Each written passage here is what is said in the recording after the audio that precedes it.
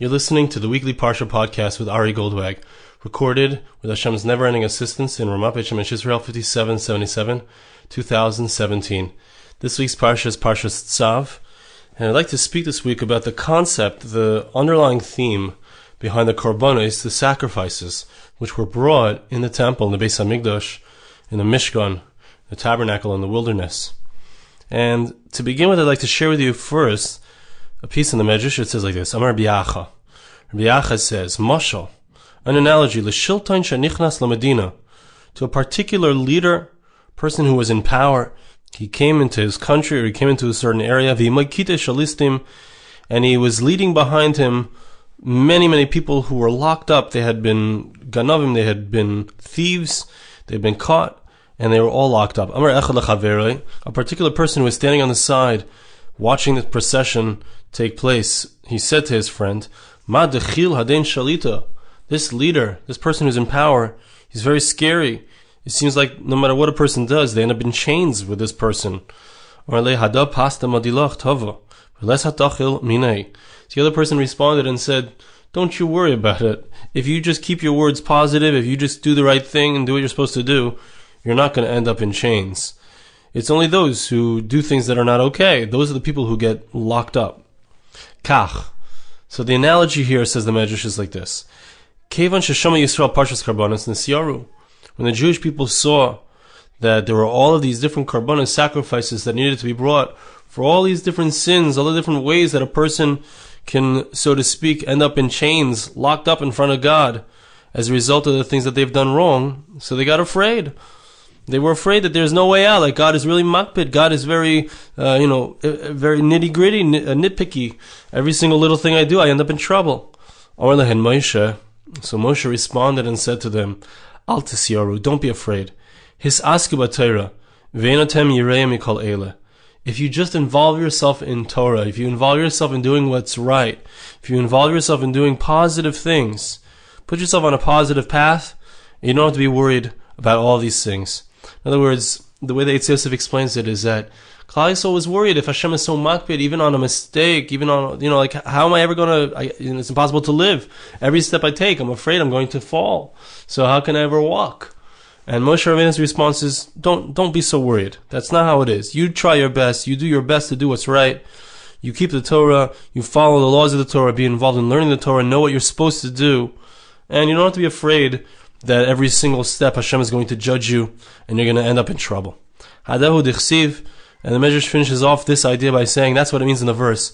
Zeis haTorah la'oila v'lamincha. This is the Torah in regards to the korban olah, the sacrifice which is completely burnt, and the mincha, the flour offering. So why does it phrase it in this way? This is the Torah in regards to those things, in regards to those sacrifices. It's telling you that always a person can focus on the good, focus on learning Torah, and by doing so, focusing on positive acts, so they need not worry that Hashem is going to be so makpid, that God is going to be so nitty-gritty with them, so to speak. That's one understanding of the Medrash. I also want to share that Eitz Yosef points out, in explaining this Medrash, an alternate pshat, or a deeper pshat, that there are times when we can't bring korbanos. For example, we can't bring sacrifices. In our times, there's no sacrifices. We don't have a temple. We don't have a Beis HaMikdash. We're not tahor. We're not pure. We can't bring these korbanos. So a person could be concerned, well, how am I supposed to be able to atone for the sins that I've done if I don't have the sacrifices? So one way of atoning is through the Torah. By learning the Torah, learning the concepts of the korbanos, of the sacrifices, going through these laws, hearing the Parshios that speak about them, and listening to it in the synagogue, and being involved in learning it. By doing so Hashem considers it as if we've brought these korbanos. So it's not like we don't have a means of atonement today because the Beis HaMikdash, the temple, is destroyed. Rather, as David HaMelech writes in Tehillim, Neshama Parmas Vaseinu, that we can fulfill the obligation to bring bulls, to bring korbanos, bring sacrifices through our lips, by the offering of our lips, by speaking the words of Torah, by talking about the concept of the sacrifices, by talking about the idea of atonement, how it's accomplished, how it was accomplished in those days. By speaking it and by learning these laws, it's considered as if we've brought the korbanos even today. So that's the pshat of the Eitz Yosef. So just want to get clear, there's two different ideas here. One is the idea that seems to be the Pashup shot to me as I read the Medrash, which is that a person needs to be focused on learning Torah, on doing good deeds. You don't need to be so afraid that Hashem is going to be so makpid, so careful with them, so to speak. But they just need to focus on the positive. That's one aspect here. And the other aspect is that through the learning of the laws of korbanos, it serves in place of the actual bringing of the korbanos when it's not possible to bring the korbanos. You can't bring the sacrifices because we don't have a temple. Now, I want to share with you another depth of the idea of the korbanos. Very interesting. The Medrash continues here in what seems at first to be unrelated, but I believe it really is speaking to the core of what the idea of the korbanos is and was. V'lama Shelamim b'acharona. The Medrash was talking about the concept of the Zos HaTorah, the Torah aspect of it, getting involved in learning Torah, getting involved in speaking about the sacrifices. But now it comes on to a different point. Why is the korban shlamim, of the korbanos that are mentioned, of the sacrifices that are mentioned, the last one that's mentioned is the korban shlamim, which literally means the one that's whole, the one that brings a wholeness, brings about peace. What is the idea of the korban shlamim? The Medrash speaks at length about the idea of peace. Sheyesh ba minin harbe, which the Medrash doesn't explain precisely what that means right away, but the literal translation is that it has many different types within it. The korban shlamim has many types, different aspects within it. Amar Rabbi Simon. Rabbi Simon gives us an analogy for a similar idea to explain. So why does that? Because it has many different types within it, whatever that means. Therefore, that's why it's mentioned last. What's the idea? So Rabbi Simon explains, Hada geraz misa. So a certain type of dessert, certain type of mana acharana that was brought out last at their meals. Ein habala ela b'acharana. What is the reason why it's brought at the end of the meal? Lama. Why? Sheyesh ba minim harbe. Because it has many different types and many different parts within this particular food. Kach lama shlamim b'acharana. And in an analogous way, in a similar way, why is the korban shlamim mentioned last in the Torah, in the enumeration of the korbanos, of the sacrifices? Sheyesh b'minim harbe, because it also has many different types within it. Dam ve'mur lamazbeach. What are these different types? What are the different aspects of it? The blood and the limbs go onto the altar. Chazeh v'shok lakohanim. The chest and the thigh of the animal go to the kohanim, the priests. They eat that part. Oru basar laba'olim. The skin of the animal, the flesh of the animal goes to the owners. So everyone gets from it. That's the korban shlamim. Everyone has a piece of it, so to speak. So the idea of the shlamim is where everyone has a piece. Minim harbe, and it comes last. We need to understand what is the idea that the shlamim comes last, because it has many different parts or many different aspects to it, or where everyone has a piece of it, as we said. One last thing that the Medrash says, Reb Shimon says, Misha Ushalim, maybe Shlamim. A person who is complete, he brings a korban shlamim. Vein Einen, maybe Shlamim. Someone who has just had someone pass away in his family, someone who a close relative of his, he's an onen. He's just had someone pass away. He doesn't bring a korban shlamim. He doesn't bring the sacrifice. He's incomplete. When a person himself is incomplete, so he can't bring the korban shlamim, which represents completion, which represents wholeness. So we see two different aspects here of the idea of the korban shlamim, and I believe really, in truth, it's a depth in all of the korbanos and all of the sacrifices. One idea is that giving to each and every different aspect here, the mizbeach gets its part, the kohanim, the priests get their part, and the owner himself, the person who owns the korban, gets his part. There are some korbanos that only the mizbeach consumes everything. The olah is completely consumed upon the altar. So here we have that everybody gets a part. Everyone gets a piece of the korban. So that's one aspect. And the other aspect is the person himself who is bringing the korban has to be complete. He himself needs to be complete. If someone in his family is missing, a part of himself is lost. So he is not complete. And therefore, he can't bring a korban shlamim. Now I'd like to share with you the continuation of the Medrash in the next piece. And we're in Parsha Tes. We just finished reading number 8, section 8, and now we're going to begin reading section 9, which is really a hemshech, a continuation, and it's speaking about the idea of shalom, the idea of peace. And we still need to understand the depth of this idea that peace always comes last. What is the idea that we have all these parts, everyone gets taken care of, and it comes last. What is the idea? So let's hold on for a moment with that question, and let's see a little bit of what the Medrash describes as peace. Rabbi Shimon ben Yochai says, Gadol HaShalom, peace is great. Shekol HaBrachos klulos bo. All of the blessings are included within the idea of peace. Hashem Oz, the Pasuk says, the verse says in Tehillim, in Psalm chapter 29, verse 11, Hashem Oz la'amo yitain. God shall give his nation strength. Hashem Yavarech es amo b'shalom. God shall bless his nation with peace. The ultimate blessing, the final blessing is peace. Also, I'm saying this, as we're speaking about this, the last of the brachas in the Shemona Esrei, in the Amidah, in the standing prayer that we say 3 times a day, the last of the blessings is the blessing of peace. Sim shalom, place peace. And the reason is also connected to this. The concept of peace always comes last. Chizkiah Amar Tarti. Chizkiah says 2 aspects about peace. Chizkiah Amar Gadol Shalom. The first thing that he says is that peace is great. Shekol mitzvahs ksibahu. In regards to all of the commandments, the verse says, Ki sira, ki sivka, ki yikare. Numerous mitzvahs it says, if you come upon that mitzvah, if you come upon that opportunity, so you fulfill that mitzvah. If you come upon a bird's nest and the mother is there, you want to take the eggs, you send away the bird. But if you didn't come upon it, you don't have to search it out. In bas mitzvah liyadcha, tazakuk laseisa. If the mitzvah comes to your hands, you have to do it. If it doesn't happen, if you don't come across it, you don't have to do it. But in regards to peace, the verse tells us, Bakeshalom v'rodfeu. Seek out peace, run after it. Baksheu l'mekamcha, v'rodfeu l'makam acher. Desire it, request it to come to your place, and run after it if it's in a different place. So peace is not something that you can just end up with if it happens to be you come across it.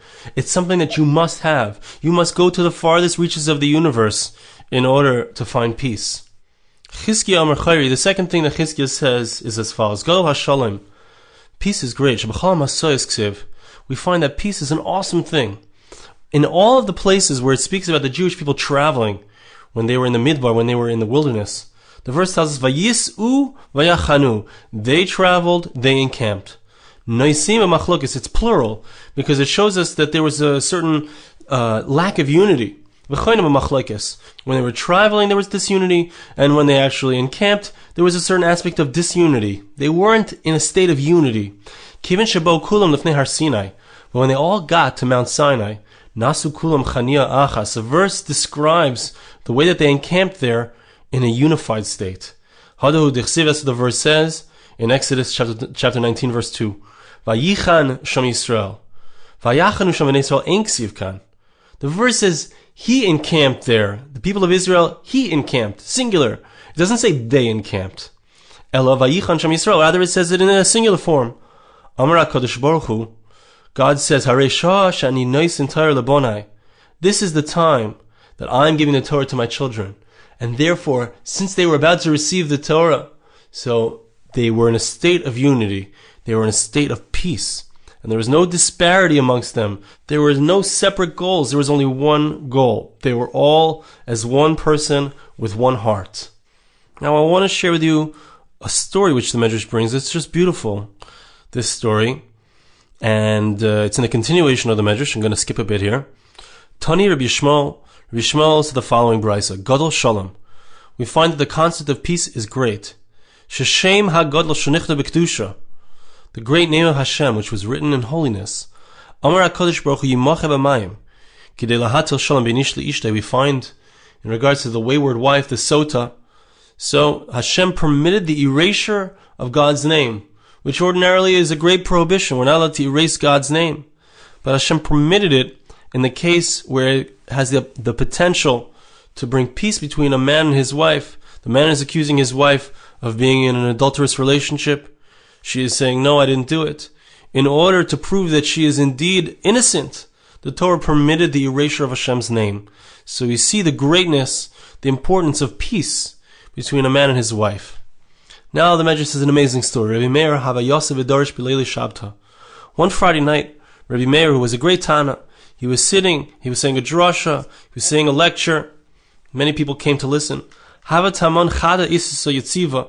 There was a woman in the back, she was standing there, v'shama lei tanta midrasha. She was listening to Rabbi Meir as he was saying over his drasha. Amtinas adi yichsam midrash. She waited until he completed his drasha, till he completed his lecture. Azal Beisa, she went home. Ashkacha Batzina Tfei. When she got home, it was Friday night, and all the lights had gone out. All of the candles had been extinguished, they ran out. She came home late. Amar Labaila on Haves. Her husband said to her, where were you? Amar Le, Ana Yasiva Vishama Kali Derusha. I was sitting and listening to the rabbi's drasha, to the lecture in the synagogue. Amar Le came v'chein, he was very upset, and he swore. He said, such and such will happen to me. Lo ailis lahocha ada azlat v'roikt ba'anpe derusha.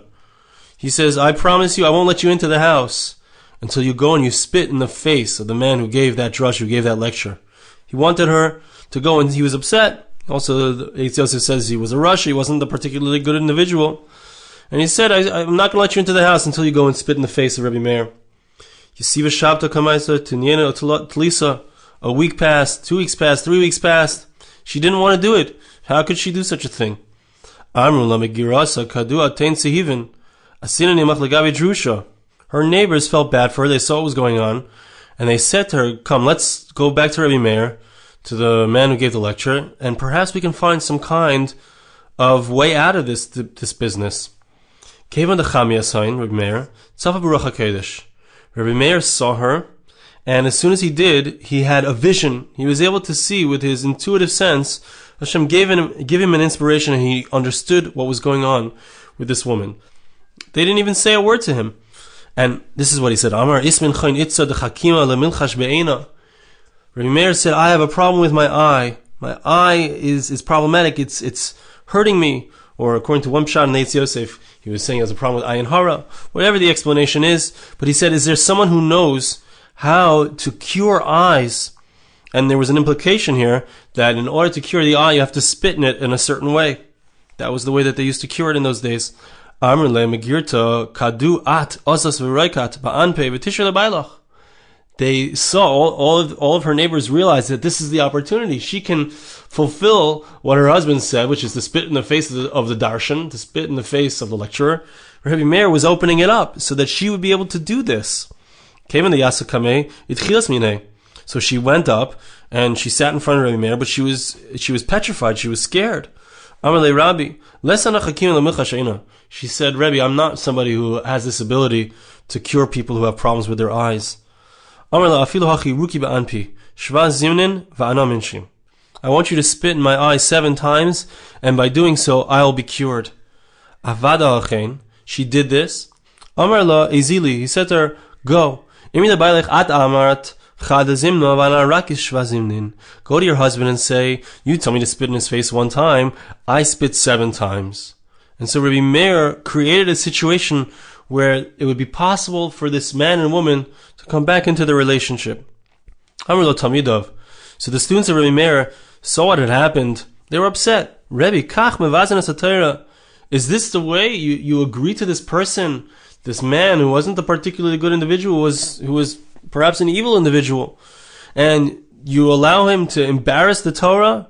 He said to spit in your face because she had gone to hear words of Torah. You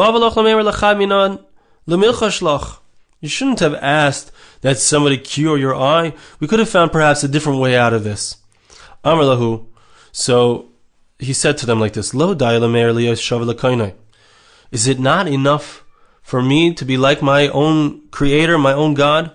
The Tani Rabbi Shmuel, as we said before, Rabbi Shmuel taught us like this: Gadol shalom sheshem hagadol shenichta b'kedusha amar kadosh baruch hu yimacher al hamayim b'shvil hatil shalom ben ish leishtei. That Hashem allows His name to be erased, which is an embarrassment to God. It's a negative thing. It's something that we're not supposed to do. We're not allowed to cause God's name to be erased. But Hashem says, I want my name to be erased in order to bring peace between a man and his wife. And these are not great people that we're talking about, this man and his wife. This woman had gone off and she had sequestered herself alone with another man. And whether or not she's done something wrong with him, whether they've actually been together, that's going to be clarified by the Mehamorim, by the Sota waters. But still, we're not talking about such great people. And Hashem says, no, I want you to erase my name so that there be peace between them. Rebbe Meir says, if that's the case, I want to be like that. I want to be like my God. I want to emulate Hashem. And I want to try as best as I can. Even if it's embarrassing to me, I want to bring peace between this man and this woman. Now, there's just one last thought that I want to share from the Medrash, and then we're going to, go back through all of the ideas and show the line or the concept that runs through everything, which I believe is the foundational idea of the sacrifices. But the final line of this Medrash, and again, we're skipping some stuff here, some important, beautiful stuff, but time is short. Rabbanan Amri, the last statement of this piece in the Medrash, says like this. The sages said, Gadol Shalom, great is peace. Peace is an awesome thing.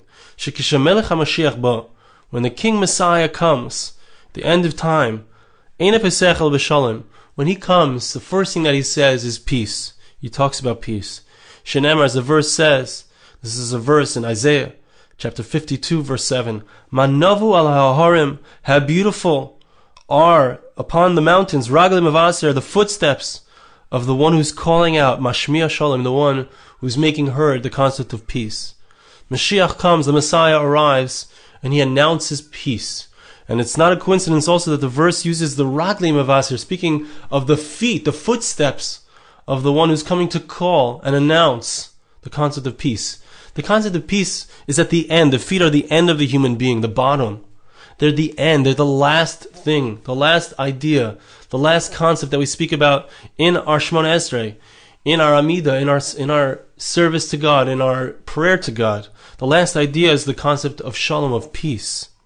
And the idea, the depth here of what we're talking about, when we speak about Mashiach, it's the end of the whole process. We live in a world where there's time, there's pieces. We have 12 months in the year, we have 7 days in the week, there are pieces. And they culminate, they end. We say Shabbat Shalom. The idea of the culmination, when we get to an end point, we speak about peace. Shabbos is the end of the week. We say Shabbat Shalom, which means peace to you on this Shabbos, on the Sabbath. Because the concept of peace is after we have all of the pieces of the week, they culminate in Shabbos. That's the idea of peace, where you have pieces, you have separate pieces. You have these people, this couple, who they're in a state of anger, they're in a state of separateness. Bringing them back together is shalom, it's peace. The whole entire Torah is about going through the process. We are human beings, we live in this world, and there are different disparate aspects of ourselves. There's a part of us that wants to do good. There's a part of us that wants to do bad. There's a part of us, there's Yetzer Hara and there's the Yetzer Tov. There's a good inclination and there's an evil inclination. There are disparate elements within ourselves. And peace is about going through the process, being a human being, going through life, experiencing different experiences, making mistakes. Yes, mistakes are also part of the process. And the redemption of those mistakes is peace. When we bring a sacrifice, when we come back into a relationship with God, when we make peace with God and with ourselves and with others, that's the idea of peace. It's the process, it's the pieces, it's the separateness that comes back into a state of unity. That's shalom. Shalom is always at the end. Shalom is the end of the process. Vayachanu, the verses speak about the fact that they're traveling, they're moving, there's the process. And there's the vayachanu, there's the encampment, there's the stopping of the process. There's that movement, and there's that stopping of the movement. But ultimately, what was the purpose of all of this movement? The vayisu vayachanu, it was in order to receive the Torah. The Torah is what gives us peace. It's what shows us how we can reconcile and bring back all aspects of the process, even those that seem to be negative, bring them all back to Hashem, bring them all back to a state of unity and peace. The Torah is what allows us to resonate with God, to be in that place where we can receive the goodness of God, to be in that state of unity. That's why Reb Shimon Yochai said, Gadol HaShalom, peace is great, Shekol HaBrachas Kulos Bo. All the blessings are included in it. What does it mean all the blessings are included in it? I can receive the blessings when I've aligned myself properly. I've come back into a state of alignment with God. I can receive those blessings. All of the mitzvahs are something that I can come across if I happen to come across it. But when it comes to peace, as Chizkiah said, when it comes to peace, the whole entire purpose, every single thing I do is leading me ultimately to peace. It's something I have to go for. It's something I have to be seeking. It's something I have to find. If it's not here, I got to go somewhere else. Everything is leading to peace. Just like all like Shlomo Melech says, all of the rivers lead to the sea.